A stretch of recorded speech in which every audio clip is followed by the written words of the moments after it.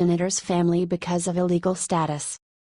As President Donald Trump enforces new immigration laws or the ones on the books, the Democrats are losing their minds.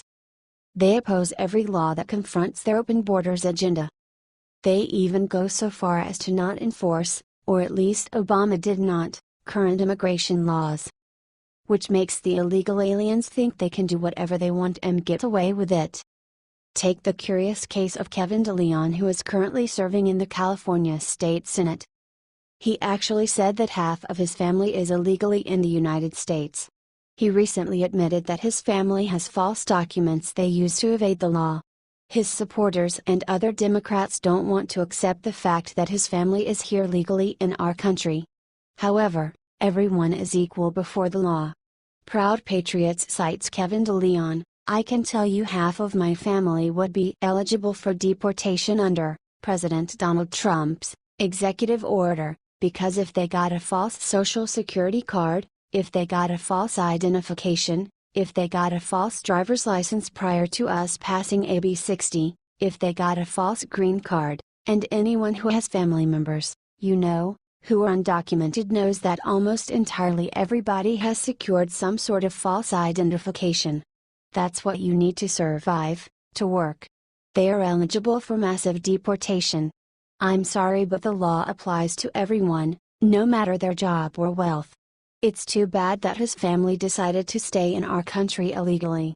If they had all the documents, they wouldn't be facing deportation right now. DeLeon family committed a crime and they should face the consequences. Do you agree?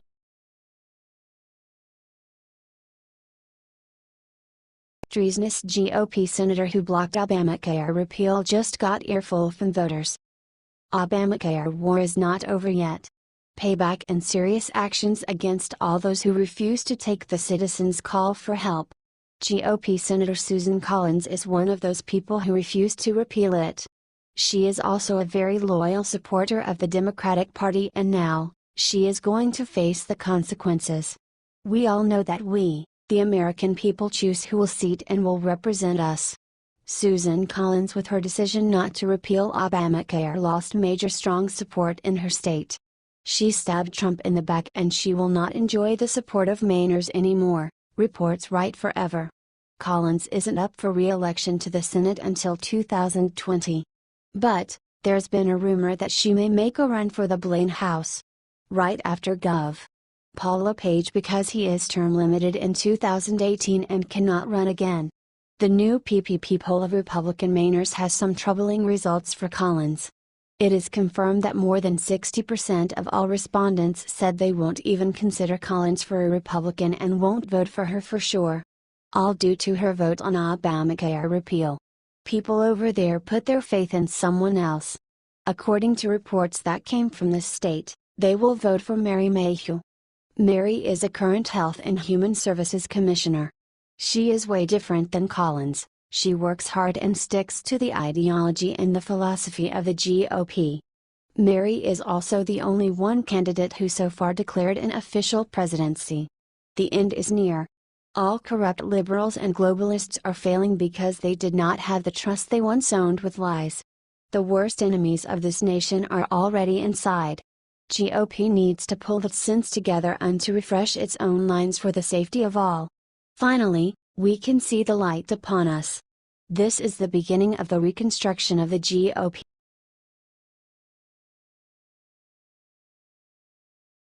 President Trump ends Obama's Mexican truck scheme just in time. Now 100% of cargo trucks at border must. Donald Trump promised to secure the border and he's keeping his promise.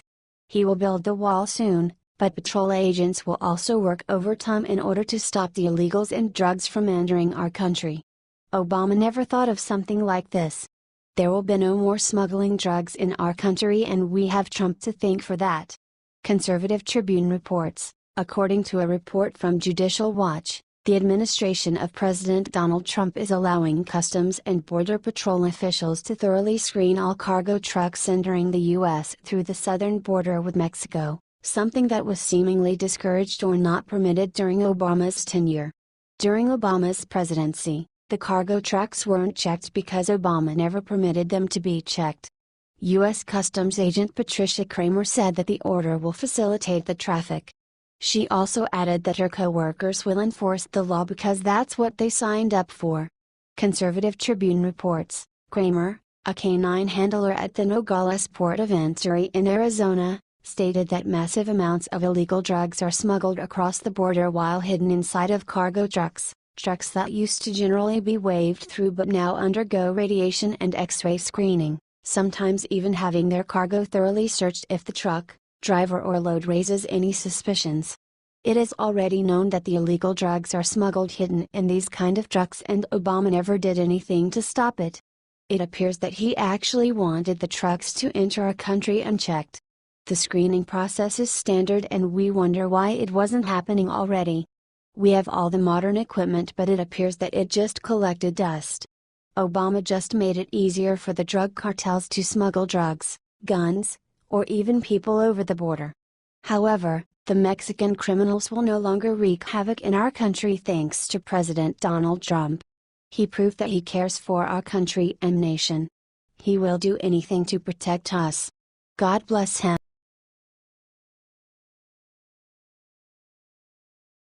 Pope Francis breaks his silence on transgenders and even Trump is impressed. Pope Francis delivered a speech in front of Polish bishops during World Youth Day last week. He spoke about how wrong it is to teach children that they can pick their own gender. He also added that this is the exact opposite of God's creation. Pope Francis said that wealthy people and institutions influence the gender theory. Correct. Today, children are taught this at school, that everyone can choose their own sex. And why do they teach this? Because the books come from those people and institutions who give money, he said. Kids shouldn't be allowed to choose their own gender. Period. This is just common sense. God created man and woman, God created the world like this and we are doing the exact opposite, he said, saying the idea of telling kids they can choose their own gender is terrible. The Pope continued, "We are living at a time when humankind as the image of God is being annihilated," Faith Family America reports. The influential institutions and people exploit God's wonderful creations for their own end. According to the Pope, this is a global problem. We are living at a time when humankind as the image of God is being annihilated, the Pope continued, connecting the abuse of the natural world with the abuse of human beings. He suggested that both stem from a lack of appreciation of humankind's God-given dignity, the Huffington Post reports. However, Catholic-based LGBT group Dignity USA didn't appreciate Pope Francis' statement. A spokeswoman for the group said that people don't actually choose their gender. A gender is assigned at birth, and some people discover that they were incorrectly classified, she said. After Francis was named as Pope, he said, "Who am I to judge?" when he was asked about gay priests. However, he published a paper this year in which he rejected the idea of same-sex marriage. According to him, God's plan for marriage is between a man and a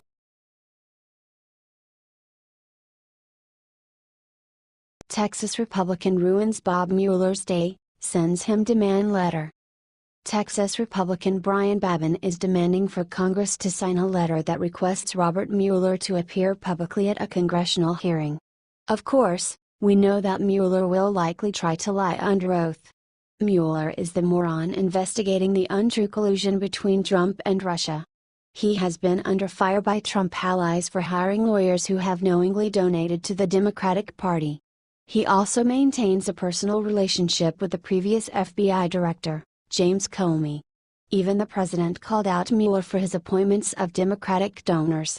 Trump has said he won't dismiss the special counsel advertisement. Babin's letter was found to have been sent out to Congress on Thursday.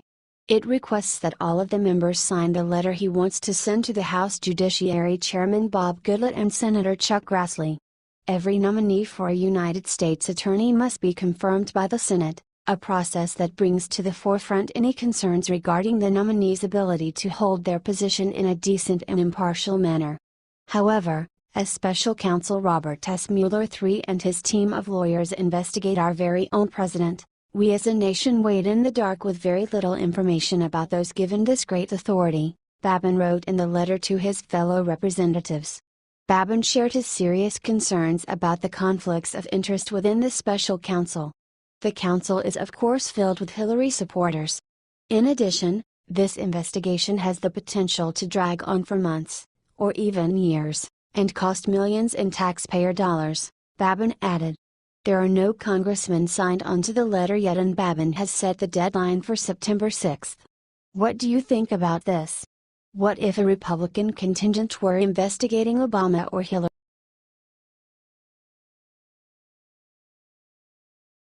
Sarah Huckabee Sanders finally reveals funny joke Trump played on gullible media. Sarah Huckabee Sanders is absolutely sick of it. She is tired of the fake news media in the White House briefing room constantly trying to play up a Trump-Russia connection that doesn't exist. It's all fake and everyone knows it. Well, she was asked why President Trump thanked Putin for expelling hundreds of American diplomats from Russia. This was clearly sarcastic, but the fake news media acted dumb and tried to pretend that he was serious. Advertisement. Well, Sanders was asked about Trump's statement to Putin. She actually had to waste her time and say that he was being sarcastic. All of these circles and loops that we have to do with the intellectually dishonest mainstream media are unreal. Sarah Huckabee Sanders has to deal with it on a daily basis. That job has to suck. It has to suck really bad on days when you have people like Jim Acosta not shutting up for 5 minutes. They seem to neglect that this all happened because Trump signed a sanctions bill that was basically veto-proof. In response, the Russian Foreign Ministry ordered the United States to cut 755 staffers, the same number Russia has in the United States, by September 1. The Foreign Ministry also said they would suspend the use of a U.S. storage facility in Moscow and a country house outside Moscow. His thanking of Putin was clearly sarcastic. Putin knew Trump's hands were tied by this measure and took action against us anyway. It's very possible that Putin's hands were tied as well. It's funny that all of these liberals hate Russia when they supported Russia during the 90s. It's almost like they will do anything they can to sabotage Trump. Sanders every day crushes the intellectually dishonest mainstream media, and it is a pleasure. Advertisement. What do you think of this?